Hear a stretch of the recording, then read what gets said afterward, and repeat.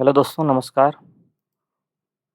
आज ये हमारा हिंदी का एडीओ का 5वां सेट है, जो कि हम लोग सामान्य भाषा का कर रहे हैं, जिसमें कि 70 क्वेश्चन हिंदी का और 30 क्वेश्चन इंग्लिश का होता है।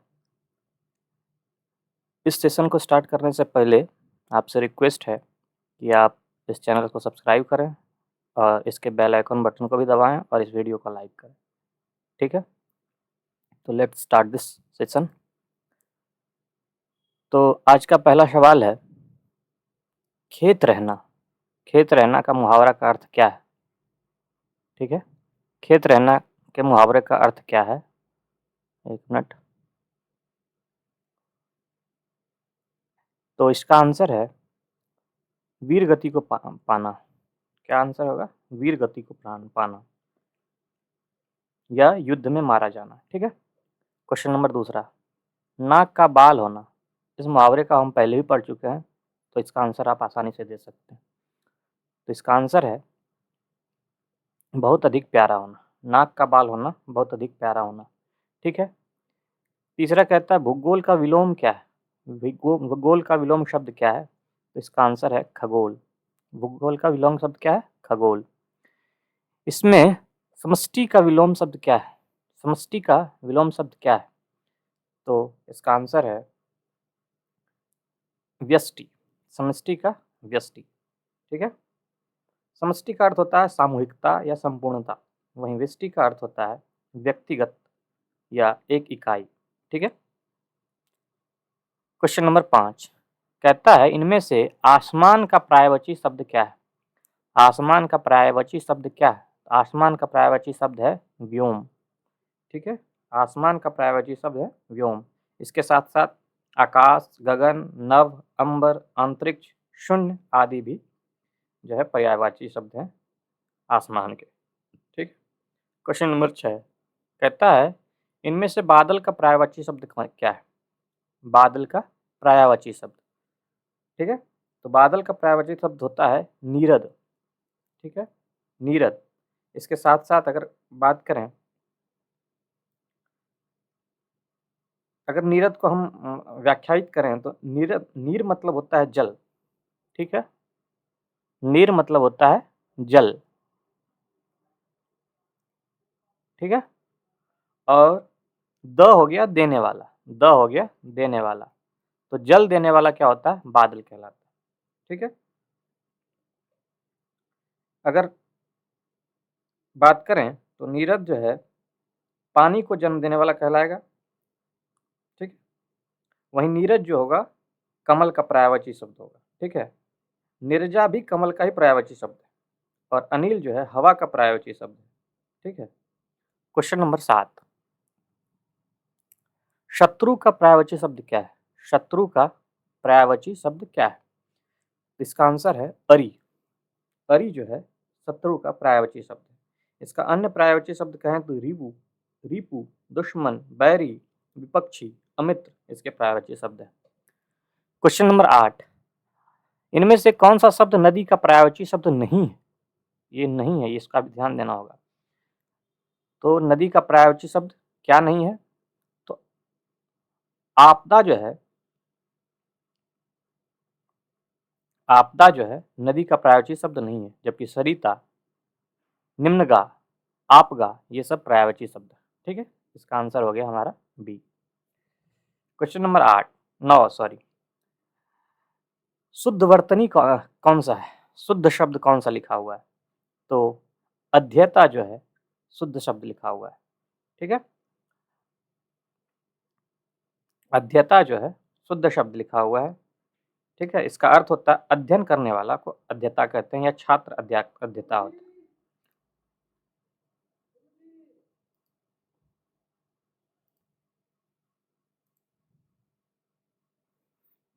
ठीक है? अध्येता जो है इसका शुद्ध शब्द है, इसका अर्थ होता है अध्ययन करने वाला। ठीक है? क्वेश्चन नंबर 10 जिसका जन्म पहले हुआ हो इनमें से उपयुक्त शब्द कौन है? जिसका जन्म पहले हुआ है तो वो अग्रज कहलाता है। ठीक है? अग्रज जो है बड़ा भाई भी होता है। जिसका जो बड़ा भाई होता है वो पहले जन्म लिया होता है, ठीक है। और वही अनुज की बात करें तो अनुज जो है पीछे जन्मा हुआ होता है या छोटा भाई होता है, ठीक है। क्वेश्चन नंबर 11, परंपरा से चली आ रही बात के लिए इनमें से उपयुक्त शब्द कौन सा है? परंपरा से चली आ रही बात के लिए उपयुक्त शब्द क्या है? तो वो है आपका अनुश्रुति, अनुश्रुति, ठीक है। क्वेश्चन नंबर 12, इनमें से कौन सा शब्द जो है बहुवचन?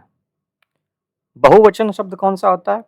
ऐसे शब्द जो सदैव बहुवचन में रहेंगे वो बहुवचन होते हैं, जैसे कि प्राण, दर्शन, आंसू, होश, बाल, हस्ताक्षर, ये सब हमेशा जो है आपका बहुवचन में होंगे। तो इसका आंसर होगा प्राण। सर्वनाम, सर्वनाम के कितने भेद होते हैं? तो सर्वनाम के भेद होते हैं आपके 6। कौन कौन से सर्वनाम हैं? तो पुरुषवाचक, दूसरा निश्चयवाचक, तीसरा अनिश्चयवाचक, चौथा संबंधवाचक, पांचवा प्रश्नवाचक, छठा निजवाचक, ठीक है। ये 6 याद रखना है आपको। क्वेश्चन नंबर 14, आर्द्रक का, आर्द्रक का तद्भव शब्द क्या है? तो ये एक तत्सम शब्द है जो संस्कृत से लिया गया है, ठीक है। तो इसका जो है ये बाद में ये अदरक हो जाता है, ठीक है। आर्द्रक का अदरक, अदरक जो है एक तत्सम शब्द होगा, ये तत्सम है, ये तत्सम इसका शब्द होगा अदरक, ठीक है। क्वेश्चन नंबर 15, तत्सम शब्द कौन सा है इसमें? इसमें से तत्सम शब्द कौन सा है? तो इसका तत्सम शब्द होता है अंक। अंक जो है तत्सम शब्द, ठीक है। जिसका ये कई अर्थ होता है, जिसमें संख्या, गोद, नाटक, अध्ययन, ये सब जो है इसका अर्थ। बाकी सब तद्भव शब्द है, ठीक है। जैसे आक, आक जो है तत्सम तद्भव शब्द है, जिसका अर्थ होता है तत्सम होता है अर्क। वहीं बात करें आंत की, आंत भी एक तद्भव है जिसका अर्थ होता है अंत्र। और अंजलि भी तद्भव शब्द है। सब अंजलि कोई शब्द, ये शब्द जो है गलत लिखा हुआ है, ये होता है अंजलि, ठीक है। क्वेश्चन नंबर 15, कौन सा वर्ण जो है पंचमाक्षर है? पंचमाक्षर आप समझें तो अगर हम लिखें क, ख, ग, उसमें बाद में जो ड आता है ना, ये वो जैसे च, इया जो होता है ये च वर्ग में, उसी तरह देखेंगे प वर्ग में जो है म जो है, या त वर्ग में न जो होता है, या ट वर्ग में आप कहें तो न होता है, ये 5वां अक्षर होता है, लास्ट वाला अक्षर होता है, इसीलिए इसका आंसर है म, ठीक है। निम्नलिखित में से उष्म शब्द कौन सा है? उष्म शब्द क्या क्या होता है? उष्म शब्द वो होता है जिसके उच्चारण से जो है मुंह से एक विशेष प्रकार की गर्म हवा निकलती है, गर्म हवा निकलती है, ठीक है। जिसे कि देखा जाए तीनों श, जितने भी स हैं, ठीक है।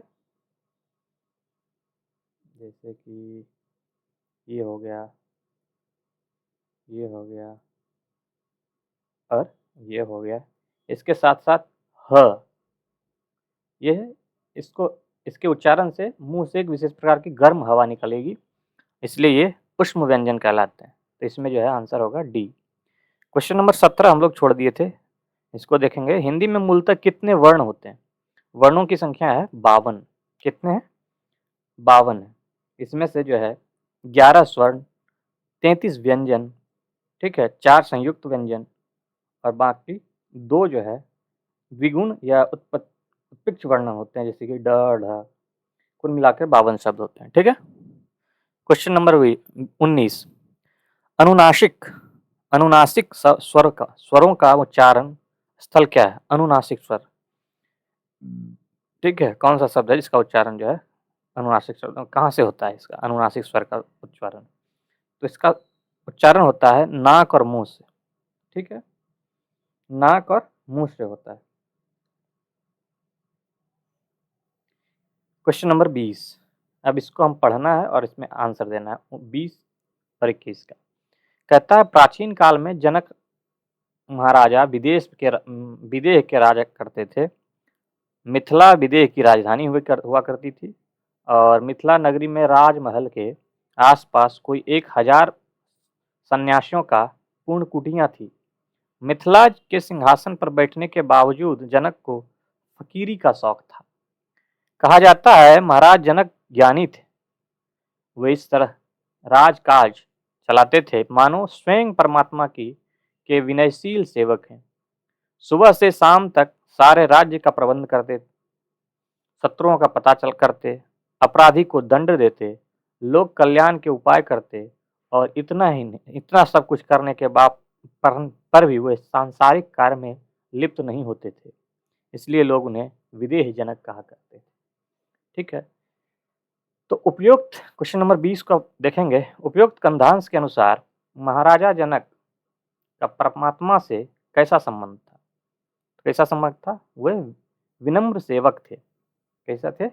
एक विनम्र सेवक थे। Question number 21। सब कुछ करने के बाद राजा जनक किस कार्य में लिप्त नहीं होते थे? वो सांसारिक कार्यों में लिप्त नहीं हुआ करते थे। क्वेश्चन नंबर 22 कहता है हिंदी में किस भाषा का परिवार की भाषा है? किस भाषा का परिवार की भाषा है? कौन सा है? हिंदी का जो है किस जो है कौन सी भाषा का परिवार है? तो हिंदी जो है एक भारोपीय है। भारोपीय मतलब भारतीय और यूरोपीय है। भारतीय और यूरोपीय है। ठीक है, भारोपीय। इंडो यूरेशियन कहते हैं आप इसको। ठीक है, इंडो यूरेशियन। भारत में भाषा के आधार पर प्रथम किस राज्य का गठन किया गया था? भाषा के आधार पर किस राज्य का सर्वप्रथम गठन किया गया था भारत में? तो आंध्र प्रदेश का हुआ था। ठीक है,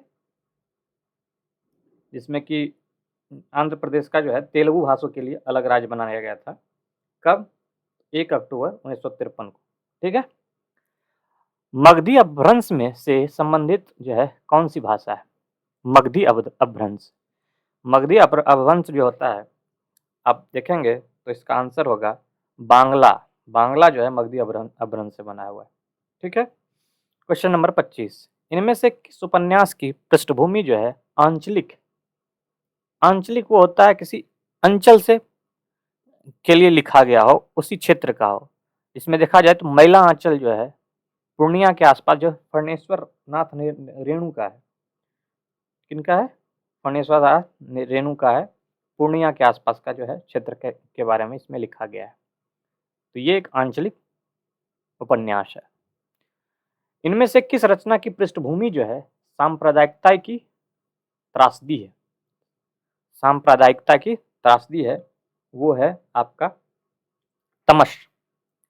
तमश जो है ये भीष्म साहनिका की जो है प्रसिद्ध उपन्यास है, भीष्म साहनिका का। ठीक है, ये कब लिखा गया था? 1973 में लिखा गया था। सांप्रदायिकता की त्रासदी के बारे में बताया गया। ठीक है, 27। हिंदी के प्रथम सूफी कवि कौन है? हिंदी के प्रथम सूफी कवि जो हैं वो हैं आपके मुल्ला दाऊद। कौन है? मुल्ला दाऊद जो है। Question number 28। चंदायन जो है इनमें से किस लोक कथा का उपन्यास है? सर आधारित है, किस पर आधारित है? तो ये है आपका ये जो है चंदायन जो है ये लिखा गया पहली बात तो मुल्ला दाऊद के द्वारा लिखा गया।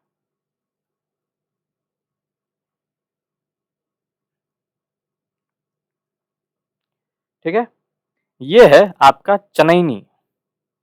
चनैनी लोक कथा पर आधारित है। ठीक है, कहाँ? तो पूर्वी भारत। पूर्वी भारत। ठीक है, कहता है रीत काल को श्रृंगार काल इनमें से किसने कहा था? रीत काल को श्रृंगार काल कहा गया था। तो ये कहा गया था आपका विश्वनाथ प्रसाद मिश्र के द्वारा कहा गया था। किसके द्वारा कहा गया था? विश्वनाथ प्रसाद मिश्र के द्वारा कहा गया था। क्वेश्चन नंबर 30, प्रेमचंद्र में इनमें से किस पत्रिका के संपादक थे? तो प्रेमचंद्र जो थे हंस पत्रिका के संपादक थे। रामकृष्ण मिशन द्वारा संचालित किस पत्रिका का संपादन जो है सूर्यकांत त्रिपाठी निराला ने किया था? तो ये किया था इन्होंने आपका समन्वय का जो है संपादन किया था। इनमें से संचारी भावों की संख्या कितनी है? संचारी भावों की, ठीक है, इसमें संचारी भावों की संख्या जो है वो 33 है। कितनी है? 33। वीर रस में इनमें से कौन सा गुण प्रधानता रहती है? वीर रस में कौन सा गुण प्रधानता रहता है? तो वीर रस में जो होता है आपका ओज गुण, ठीक है, ओज गुण का संबंध होता है, जिन्हें जो है पढ़कर सुनकर जो है उस उत्साह, वीरता और जोश का संचार होता है, ठीक है। वीर रस, रौद्र रस और विभत्स रस जो है ओज का गुण का प्रधानता है। वीर रस, ओज का रौद्र रस और विभत्स रस, ये तीनों जो है ओज की प्रधानता रखता है। बीती विभाज भरी जाग रही अंबरपन घट में डूबो रही तारा घट उषा नागरी, इनमें से कौन सा अलंकार है? इसमें से कौन सा अलंकार है? तो इसमें अलंकार है रूपक अलंकार, रूपक अलंकार, ठीक है। जैसे कि आप अगर देखें, अंबर पर पनघट का तारा, तारा पर घट घोड़े, घोड़े का, और उषा मतलब भोर पर, नागरी, नागरी मतलब नारी, चतुर नारी के बारे में कहा गया है। क्वेश्चन नंबर 35, पहला ज्ञानपीठ पुरस्कार किस भाषा को दिया गया था? पहला ज्ञानपीठ पुरस्कार किस भाषा के लेखक को दिया गया था? तो ये था आपका मलयालम। मलयालम, मलयालम जो है ज्ञानपीठ पुरस्कार मिला था जो है 1965 में सबसे पहली बार। इसके लेखक थे जी शंकर कुरूप, जी शंकर कुरूप थे, मिला था उनको। किसके लिए? ओटकुशल, ओटकुशल, ठीक है, इसके लिए मिला था। इनमें से एक बहुवचन, एक का बहुवचन क्या हो सकता है? एक का बहुवचन अनेक होगा। 37 सॉरी। इनमें से संवृत स्वर कौन सा है? संवृत स्वर कौन सा है? तो संवृत स्वर कौन सा है? तो ये है आपका ई। अब थोड़ा जान लें, मुख के खुलने या मुख विवार के आधार पर स्वर को 4 भागों में बांटा गया है। कौन कौन सा? पहले संवृत की बात कर लें। संवृत जो है वो होता है जिसके उच्चारण में मुख जो है लगभग बंद सा रहता है। मुंह अगर लगभग बंद हो जाता है तो उसे कहते हैं संवृत। ये जो है इसमें अगर देखते हैं तो ये है आपका मुख जिसमें बंद हो जाता है, ई, ई, उ, उ, सॉरी, ये सब जो है संवृत शब्द है, ठीक है। आंसर हो जाएगा बी। 38 कहता है इनमें से कौन सा वाक्य शुद्ध है? शुद्ध वाक्य का पहचान करें। इसमें अगर देखा जाए मोहन सुबह ही पटना सिधार गया। सिधार क्या होता है?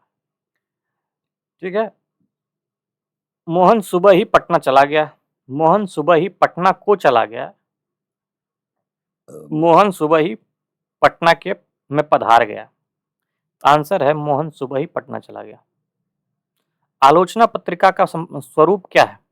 मतलब वो अर्धवार्षिक था, त्रैमासिक था, मासिक था या द्विमासिक था?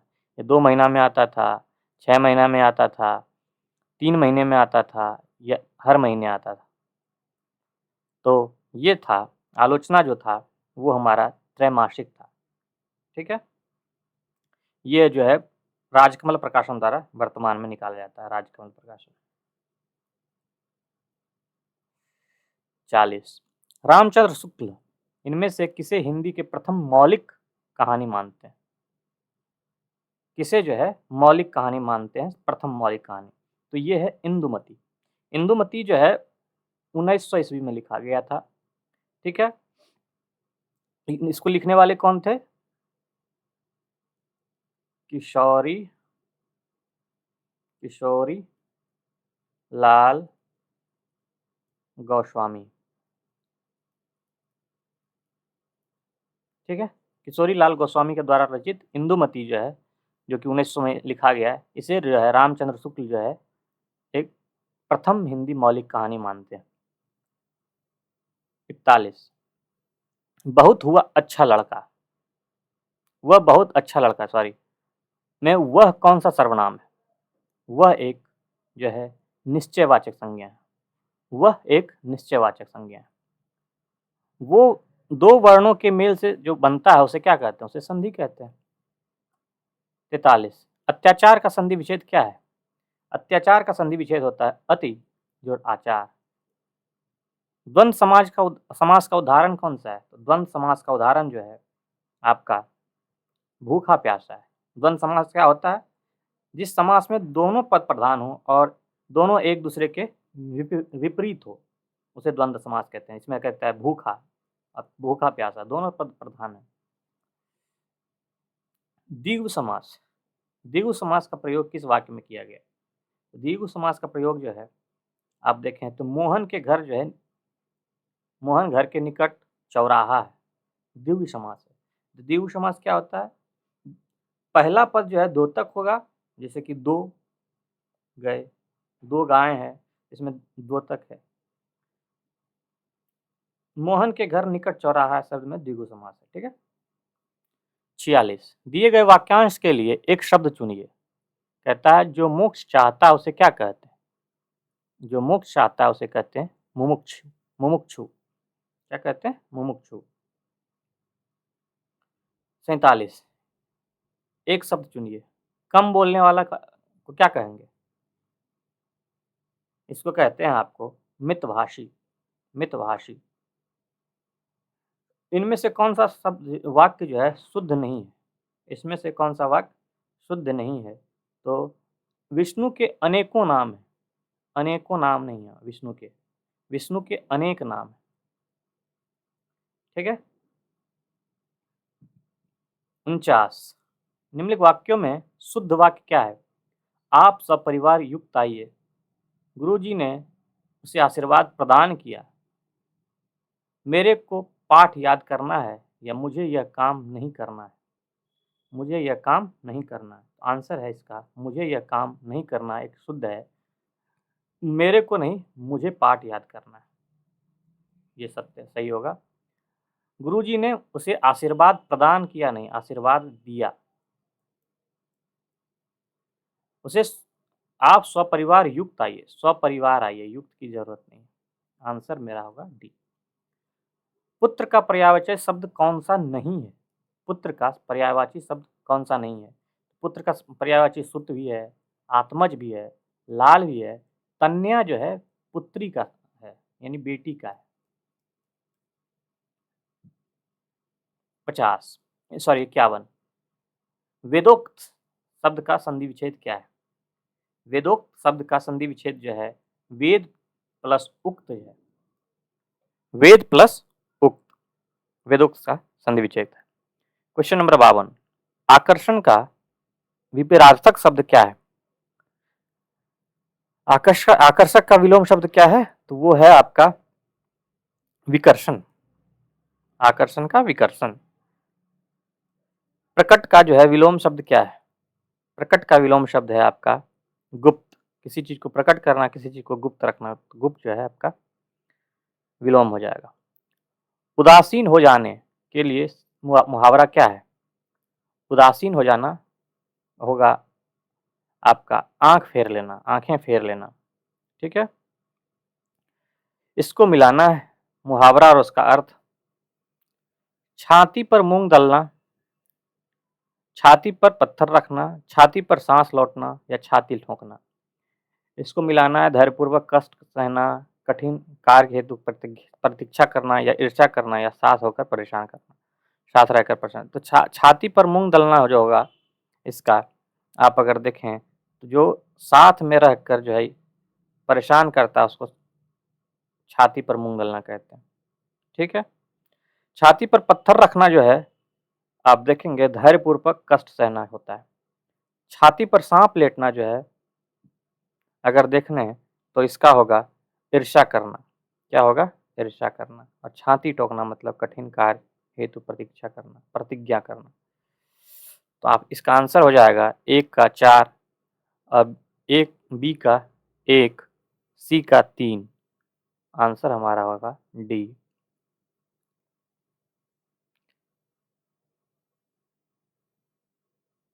ठीक है। क्वेश्चन नंबर 56, काव्य के डैश में कवि अपने इष्ट देव की स्तुति करता है। काव्य के डैश में कवि अपने इष्ट देवता की स्तुति करता है। इसमें खाली जगह पे भरना है। तो मंगलाचार्य करता है। वो क्या करता है? मंगलाचार्य करता है। इनमें से किस विकल्प के लिए के सभी शब्द जो हैं तत्सम है? तत्सम है। ठीक है। तो इसमें जो है तत्सम शब्द कौन से हैं? तत्सम शब्द वे होते हैं जो संस्कृत से बिना किसी परिवर्तन का हिंदी में ले आया गया है। बिना किसी परिवर्तन के हिंदी में लाया गया है। वो शब्द है आपका संकट, शकट और सहज। संकट, शकट और सहज। ठीक है। ये शब्द बिना किसी परिवर्तन के हिंदी में लाया गया है। क्वेश्चन नंबर 58, किस वाक्य में कोई विदेशी शब्द नहीं है? कोई भी विदेशी शब्द नहीं है। ठीक है। इसमें अगर देखा जाए घंटा बजा तब तक मैं स्कूल पहुंच चुका था। घंटा बजा तब तक मैं स्कूल पहुंच चुका था। इसमें घंटा जो है उर्दू शब्द है। ठीक है। यहाँ देखा जाए मेरी बस यात्रा बहुत ही सुविधाजनक है। ठीक है। मेरी बस यात्रा जो है, बस को देखा जाए तो ये एक अंग्रेजी शब्द है। ठीक है। ये एक इंग्लिश शब्द है और रेलवे स्टेशन तो इंग्लिश शब्द है ही। तो इसमें कक्षा अध्यापक जो है संस्कृत पढ़ा रहे थे। यही सवाल का आंसर है। सर्वनाम से निर्मित भाववाचक संज्ञा कौन सी है? इसमें अगर देखा जाए तो अहंकार जो है भाववाचक शब्द है जो सर्वनाम है। निम्नलिखित में से संज्ञा उपवाक्य कौन सा है? संज्ञा उपवाक्य कौन सा है? तो यह है आपका पड़ोसी ने कहा मुझे दवाई की जरूरत नहीं। यह एक संज्ञा उपवाक्य। कौन सा है? मुझे दवाई की जरूरत नहीं है। ये एक संज्ञा का उपवाक्य है। किस वाक्य में सार्वनामिक विशेषण का प्रयोग किया गया है? सार्वनामिक विशेषण। इसमें अगर आप देखें कोई आदमी आया था। कोई आदमी आया था। ये एक सार्वनामिक विशेषण है। ठीक है। इसमें कोई लिखा हुआ है। कोई एक सार्वनामिक विशेषण होता है। क्वेश्चन नंबर 62, क्रिया विशेषण का उपवाक्य देखा जाए। क्रिया विशेषण का उपवाक्य तो इसमें अगर देखेंगे जब बारिश हो रही थी तब मैं घर आया था। ठीक है। क्वेश्चन नंबर 63, पूजा की नौकरी नहीं करनी। पूजा को नौकरी नहीं करनी है। इस वाक्य में रेखांकित शब्द क्या है? वो एक क्या है? वो एक कर्ता है। पूजा क्या है? कर्ता है। वह अपने मित्र के लिए पत्र लिखता होगा। वह अपने मित्र के लिए पत्र लिखता होगा। इस वाक्य में किस काल की बात की गई? तो इस वाक्य में जो है आपका संदिग्ध है। वह लिखा होगा की बात करता है तो संदिग्ध है। और संदिग्ध है तो और वर्तमान की बात है, लिखा होगा। 65, एकाधिक उपसर्गों से निर्मित शब्द कौन सा? मतलब एक से अधिक उपसर्गों से निर्मित हो। एक से अधिक उपसर्ग से बना हुआ शब्द कौन सा है? वो होता है व्यवहार। व्यवहार में देखा जाए तो वी और अब दो उपसर्ग से मिलके बना है। अब का अर्थ होता है नीचे या निम्न और वी का अर्थ होता है श्रेष्ठ। तो दो उपसर्ग मिलके व्यवहार बना है। किससे? वी और अब। ठीक है। क्वेश्चन नंबर 66, कहता है निम्नलिखित में से कौन सा शब्द जो है उपसर्ग रहित है, जिसमें उपसर्ग है ही नहीं? उपसर्ग नहीं है। इसका आंसर है आपका आस्तिक। आस्तिक में कोई उपसर्ग नहीं है। इसमें अगर देखा जाए आस्तिक तो आस्था से सब बना है। आस्था जोड़ इक। ठीक है। आस्था से बना है, इसलिए ये उपसर्ग नहीं है।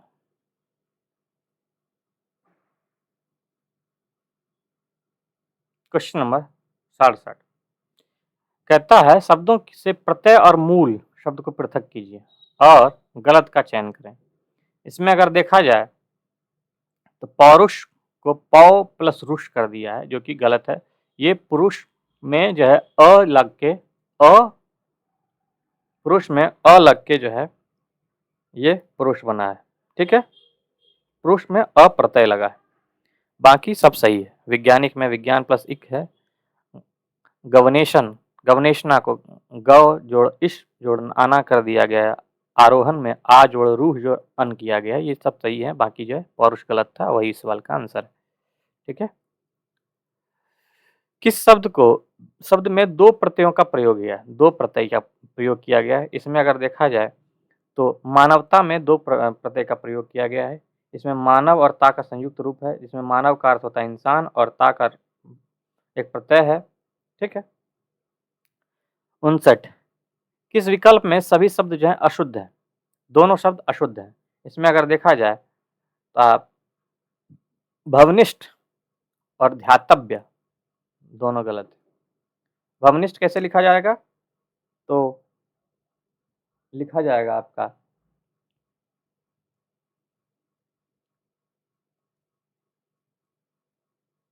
भवनिष्ठा, और धातव्य लिखा जाएगा आपका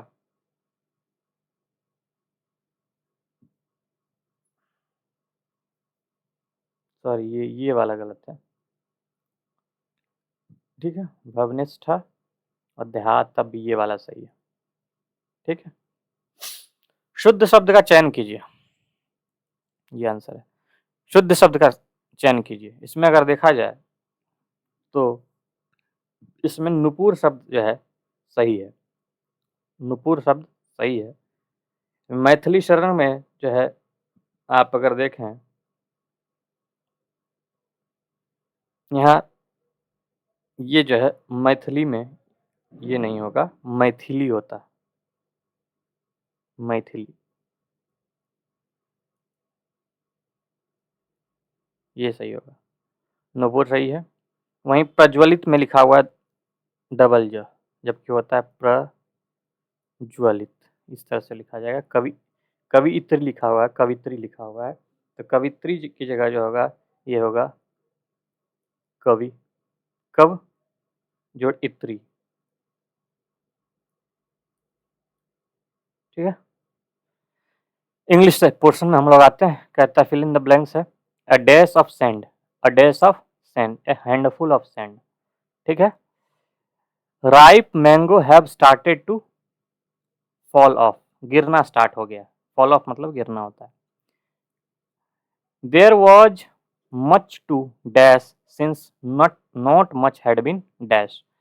there was much to dash since not much had been done. Done होगा, यहाँ बीन लगा, हैड बीन लगा हुआ है, यहाँ पास्ट टेंस लगेगा, यहाँ प्रेजेंट टेंस लगेगा, डू लगेगा। ठीक है, 73 का बी। 74 की बात करें, as a dash of respect to departed leader members stood in silence for 2 minutes. ये टोकन होता है, टोकन ऑफ रिस्पेक्ट। ठीक है, टोकन ऑफ रिस्पेक्ट होता है। 75 what is the meaning of turn out? Turn out का मीनिंग क्या होगा? तो टर्न आउट का मीनिंग होगा, आप अगर देखें तो इसमें इसका आंसर होगा डी। दो इसमें हो जाएगा। हैपन भी सही है। ठीक है, इसमें जो है प्रूव टू भी है और प्रोड्यूस टू भी, दोनों सही है इसमें। ठीक है, और हैपन भी सही है। प्रूव टू भी और हैपन भी दोनों सही है। They are not yet fully developed. इसमें अगर आप देखें तो कह रहा है कि अंडरलाइन पार्ट जो सेंटेंस है उसका करेक्ट वर्ड क्या होगा? तो they are not fully developed, तो इसका हो जाएगा they are not fully, correct word that यहाँ इमेच्योर होगा। 76 का डी, इमेच्योर होगा।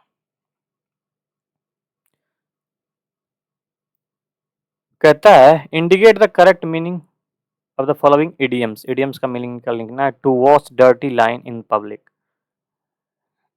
Lines in the public, dirty lines in public क्या होता है? टू क्वेल ओपनली, ठीक है, टू क्वेल ओपनली, इसका मतलब होता है डिस्कस प्राइवेट पार्ट और एम्ब्रेसिंग मैटर इन पब्लिक, और उससे जो है इससे झगड़ा भी कह सकते हैं, टू क्वेल ओपनली। कहता है टू कास्ट अ स्लर का मीनिंग क्या होगा? To cast a slur on, to cast a slur on का मतलब होता है टू अक्यूज, टू अक्यूज या टू, हाँ, टू अक्यूज।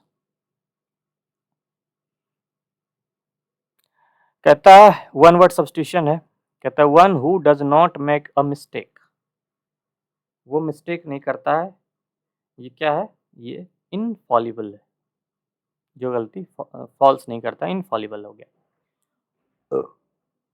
ऑक्सोराइड, ऑक्सीरोसाइड, ऑक्सीरोसाइड होता है, ऑक्सोरोसाइड मर्डर ऑफ वाइफ को कहते हैं, ठीक है। 81, replace the underline part of the following of the sentence with one words है, it is liable to catch fire easily, catch fire easily जो होता है इनफ्लेमेबल होता है। एक्रीमोनी का जो है, एक्रीमोनी का एंटोनिम्स बताना है, एक्रीमोनी का एंटोनिम्स, तो एक्रीमोनी का एंटोनिम्स होगा आपका बेनिवोलेंस, ठीक है। कहता है इसमें जो है, जो नीचे दिया गया है वो थी अंडरलाइन वर्ड है, उसका जो है आपको मीनिंग बताना है, ठीक है। इसमें अगर देखा जाए, लिखा हुआ है his career can be best described as desultory, desultory, तो डिसल्ट्री का जो है मीनिंग क्या होगा? डिसल्ट्री का मीनिंग हो जाएगा आपका एमलेस, ठीक है, एमलेस। एंटिसिपेट का जो है बेस्ट एक्सप्रेस मीनिंग है, सिनोनिम्स क्या है? एंटिसिपेट का होता है किसी चीज़ को एंटिसिपेट करना, मतलब किसी चीज़ के बारे में पहले अनुमान लगा लेना, तो ये होता है फोरसी, फोरसी। कहता है डायरेक्ट स्पीच बताना है, इनडायरेक्ट फॉर्म बताना है, इस direct form to indirect form में इसको चेंज करना है। कहता है I said to him why are you working so hard, तो इसका चेंज होगा आई आस्क्ड हिम, सब में है व्हाई। यहाँ देखिए ये आपका इंट्रोगेटिव बनाने की कोशिश की गई है, इंट्रोगेटिव्स को हमको क्या करना है? अफर्मेटिव में बनाना है, तो ये हो जाएगा आपका आर को हमको बाद में लिखना होगा, मतलब आर के वाली या सपोर्टिंग वर्ब जो है उसको बाद में लिखेंगे। यहाँ देखिए तो ही आई आस्क्ड हिम, यहाँ इन्वर्जन है, इन्वर्जन यहाँ नहीं होगा, why he was working so hard, why he was working so hard, यहाँ इन्वर्जन है, ये नहीं होगा, यहाँ भी इन्वर्जन है, नहीं होगा। यहाँ तो आर यू को हैड बीन में चेंज कर दिया था, इसलिए नहीं होगा, यहाँ भी हैड बीन में चेंज कर दिया, आर यू को जो है वॉज में चेंज करना होगा, और यही सवाल का आंसर है 85 का। 86 कहता है it gives me great pleasure to be here this evening, इसको आपको रिपोर्टेड स्पीच में चेंज करना है, ठीक है, रिपोर्टेड स्पीच में चेंज करना है। तो इसका आंसर जिसमें इसमें देखिए जाए, देखिएगा तो लिखा हुआ है it gives me great pleasure to be here this evening, this को हमें दिस इवनिंग में अगर लिखा हुआ है तो इसको रिपोर्टेड स्पीच में दिस को दैट में चेंज हो जाता है। लेकिन ऑप्शन को अगर देखें तो पहला ऑप्शन में भी दिस किया हुआ है, ये गलत हो गया, यहाँ भी दिस किया हुआ है, ये भी गलत हो जाएगा, यहाँ भी दिस किया हुआ है, ये भी गलत हो जाएगा, तो ये सारे ऑप्शन गलत हैं, और आंसर हो जाएगा none of the above. Question number 87 कहता है इसमें पैसिव को चूज करना है, कौन सा इसमें जो है पैसिव है, तो इसका आंसर है आपका thieves are caught by the policeman, ठीक है, thieves are caught by the policeman. Question था द पुलिसमैन कैचेस थीव्स, तो थीव्स यहाँ सब्जेक्ट ऑब्जेक्ट है तो इसको सब्जेक्ट बना दिए, और पुलिसमैन है इसको इसमें आर लगा के बनेगा कॉट बाय, तो ये आंसर हो जाएगा डी। क्वेश्चन नंबर 88 कहता है इसमें जो है करेक्ट टर्म को चुनना है जो कि सब्जेक्ट वर्ब एग्रीमेंट है। इसमें अगर देखा जाए नीदर ईदर में, नीदर चार के साथ ईदर में, ईदर के साथ जो है हमेशा जो है सिंगुलर वर्ब होता है, ठीक है, सिंगुलर वर्ब होता है। यहाँ अगर देखा जाए तो आर दिया है, ये प्लूरल है, ये नहीं होगा। यहाँ वर दिया हुआ, ये भी नहीं होगा। इसमें इज दिया हुआ और यही सवाल का आंसर है C. Give me my book is an कैसा सेंटेंस है? Give me my book, give me my book एक कैसा सेंटेंस है? तो यह है आपका इम्परेटिव सेंटेंस। कैसा है? इम्परेटिव सेंटेंस, ठीक है। ये कैसे कब यूज होता है इम्परेटिव सेंटेंस में? तो ये होता है आपका रिक्वेस्ट में, कमांड में, किसी चीज को रिक्वेस्ट कर रहे हैं या किसी चीज को ऑर्डर दे रहे हैं, तो उसमें जो है ये इम्परेटिव सेंटेंस होगा। जैसे कि गिव मी माई बुक, ये ऑर्डर है, तो ये एक इम्परेटिव सेंटेंस, ठीक है। Question number 90, fill in the blanks है, ठीक है। कहता है it's cold in Delhi, icy winds, dash, minimum temperature below 5 degree Celsius, cold wave to continue। Option है but, are bringing, are going to bring या bring. इसमें आंसर होगा ये एक जो है हमेशा चलने वाला है। दिल्ली में जो है ठंड होता है, काफ़ी हवादार होता है, ये तो हमेशा का, तो ये एक इंट्रोगेट मतलब आप इंडेफिनिट टेंस है, ठीक है। 90 का आंसर हो जाएगा आपका। सिंपल जो है सिंपल फिनोमिना है, नेचुरल फिनोमिना है, तो इसका आंसर हो जाएगा सिंपल टेंस में चेंज होगा, प्रेजेंट सिंपल टेंस में। ये आंसर होगा आपका डी, ब्रिंग। 91 कहता है he has been waiting here dash 6 o'clock। ये जो है हैज़ बीन के साथ हमेशा सिंस या फोर वाला लगता है, सिंस या फोर और सिंस। फोर क्या लगता है? इसमें निश्चित टाइम अगर रहे, जैसे 6 मतलब 6 घंटा रहे, 6 आवर्स रहे, 6 डेज रहे या कुछ भी रहता है, या फिर इसमें अनिश्चित काल दिया हुआ है, इसमें कुछ निश्चित नहीं है। 6 o'clock से है मतलब कल का है, परसों का है, या फिर कोई फिक्स अथी दे दिया है, टाइम दे रखा है। इसमें ड्यूरेशन दिया हुआ है, इसमें टाइम दिया हुआ है, ठीक है।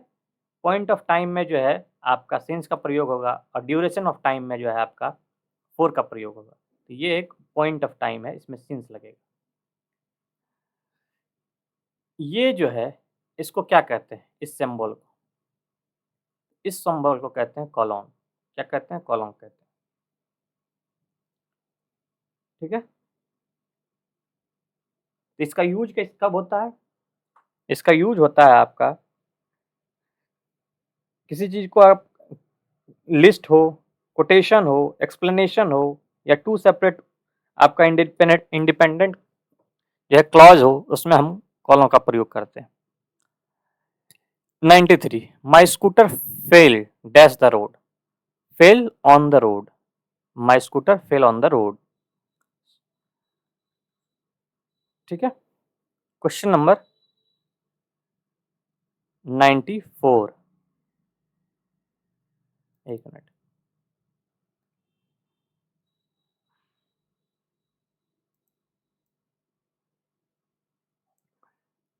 कहता है always act dash the advices of your elders. तो इसका आंसर होगा आपका डी। इसमें होगा, यहाँ होता है अपॉन, ठीक है, इसमें अपॉन होगा। Question number 95 dash the rain stop the play had to suspended. कहता है अनटिल, यहाँ एक जब तक की, अनटिल जब तक की बारिश रुकती नहीं है तब तक हमारा खेल जो है उसको सस्पेंड किया जाएगा। कहता है इसमें सेलेक्ट द रॉन्ग वर्ड्स और फ्रेज, इसमें गलत कौन सा है? इसमें कहता है he asked Ahmed politerly where the game was at. तो यहाँ पोलाइटरली नहीं होगा, यहाँ पोलाइटली होगा, ठीक है। पोलाइटली क्या होगा? पोलाइटली होगा, ठीक है। पोलाइटली, ठीक है। यहाँ कहता है I have some duties, I must perform them. इसमें जो कहता है इन्फिनेटिव ज्वाइन करना है, इन्फिनेटिव ऐड करना है, इसमें इन्फिनेटिव ऐड करके जो है इस सेंटेंस को जोड़ना है। इसमें कहता है I must perform the duties that I have, या I must perform some of duties that I have, या I have some duties to perform. तो इसमें सही आंसर होगा आपका सी, ये सबसे करेक्ट है, अप्रोप्रिएट। कहता है choose the appropriate word to fill in the blanks. कहता है a dash of water, a drop of water भी सही है, अ बकेट ऑफ वाटर भी सही है, अ ग्लास ऑफ वाटर भी सही है। तो इसका आंसर हो जाएगा डी, डी सवाल का सही आंसर है, more than one. Find the plural form of thieves. Plural form of thieves का प्लूरल क्या हो सकता है? थीव्स का होता है आपका THIEVES, थीव्स, डी आंसर होगा इसका। कहता है करेक्टली स्पेल्ड वर्ड जो है इसमें कौन सा है? इसमें अगर देखा जाए SYNCHRONIZE, इसका आंसर हो जाएगा ए। इस तरह से आज का हमारा सेशन समाप्त हुआ, ठीक है। Thank you.